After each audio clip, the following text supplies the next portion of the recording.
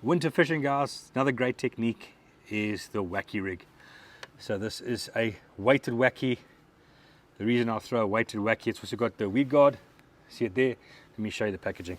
So there it is there. It's a Wack weedless Wacky. You can see the weight on it. It's got a tungsten weight on it. So it's a lot smaller than lead, and you can also see the weed guard on that. So chaps, why would I throw the weighted Wacky this time of year? Very simply because I'm fishing deeper. You'll see there's different size weights and options that you can buy, and that will just be according to the depth that you're fishing.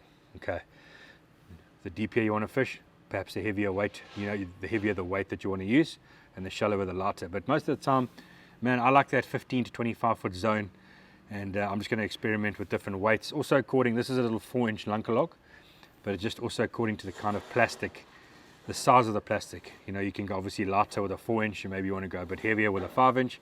It also depends on the action and the fall rate that you want, so you just got to bear that in mind. That's quite key when fishing a Wacky Rig.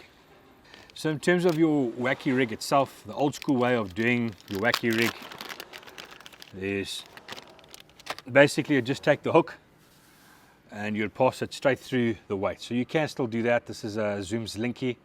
You just basically pass the hook straight through the middle of that, and you're left with that type of situation here. Okay. What I've got on here, I'm not sure if you can see in the video, but I've got some O-rings on there. I've actually got 2 O-rings and a crisscross pattern, and let me show you what that's all about.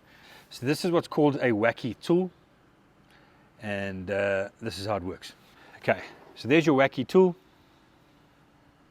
It's got a hole in the one side, and this is a net bait iron. It's a 5-inch Senko or stickworm type bait, and this is what you do with your Wacky tool. So you put the bait into the Wacky tool. I generally go approximately in the middle, like most of the times in the middle of the bait. You can move it slightly if you'd like to, a little bit off center. Just check the action in the water, and I think if it's something that builds you confidence, then that's where you kind of need to set it. But let's start in the middle point. So all you do is you've got these rubber O-rings, and all you do is you slide them along your Wacky tool and up onto the plastic, up and over. Okay, and it'll sit in the middle of the bait. Okay, so you just slide it straight on there. Done. Okay. However, what that does, it gives you a scenario when you have a single ring on there. It gives you a scenario where your bait's actually sideways onto your hook point. So it's sitting sideways on like that. And it does mean that this plastic here can potentially get in the way. So with the crisscross, let me get up and close and see if you can see this. So with crisscrossing 2 of those O-rings,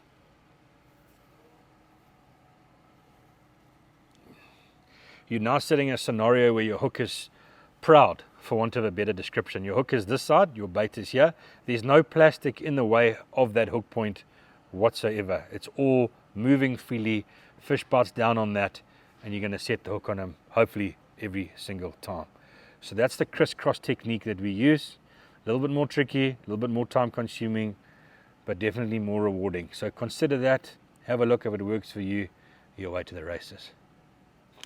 Let's get down to some of the baits that we'd use. Predominantly in the Wacky technique, you're going to use Senko type worms or stick worms. Guys call it like that. Basically, there it is there.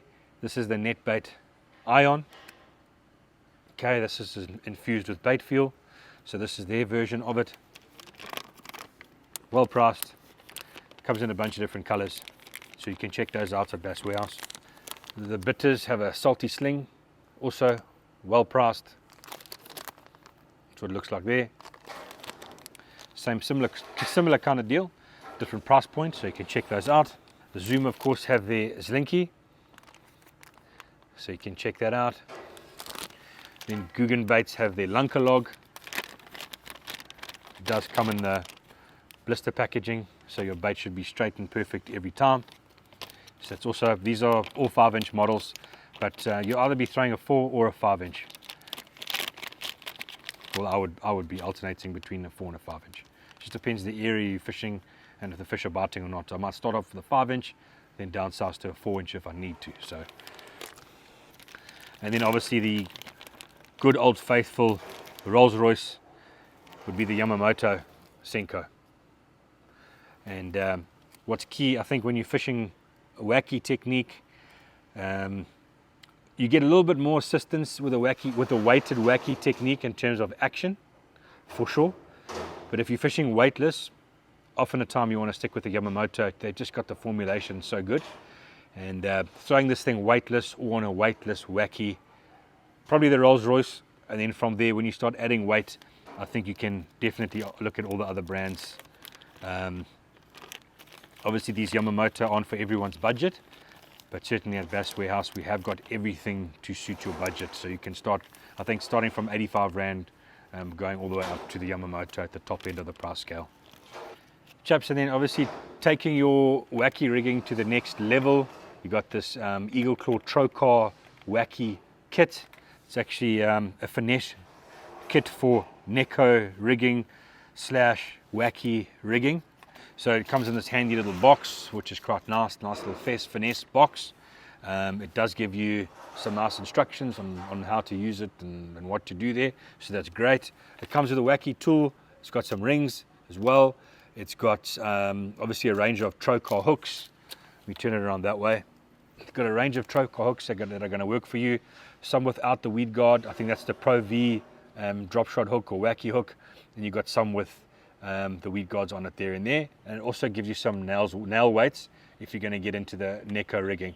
But for the purposes obviously of this video and the wacky rigging, that's going to give you a range of hooks and the tools to do the job. So you can also check that out at Bass Warehouse. It's the Eagle Claw Trocar finesse kit. Very, very cool product. Wacky rigging, guys, in terms of rod, reel and line. From my side of things, it's a spinning setup again.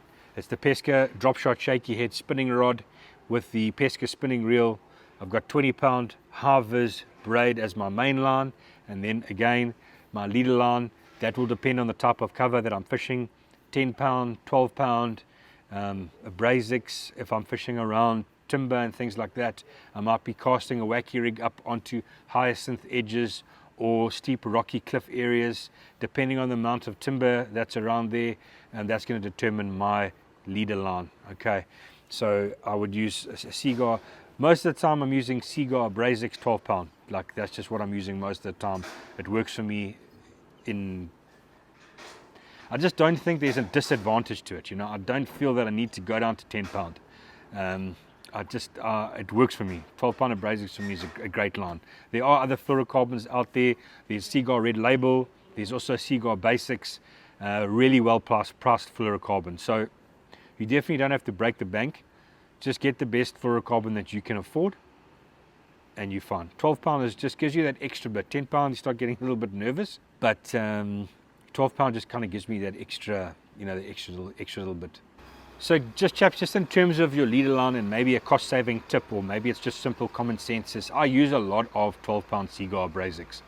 And I buy it in the normal size spool, and I spool up my Texas rig or whatever I'm fishing with, and there's always a bit of line left on that spool. And that is the leader line that I use. I always have it in the boat. It's always accessible. I've got it in a money bag.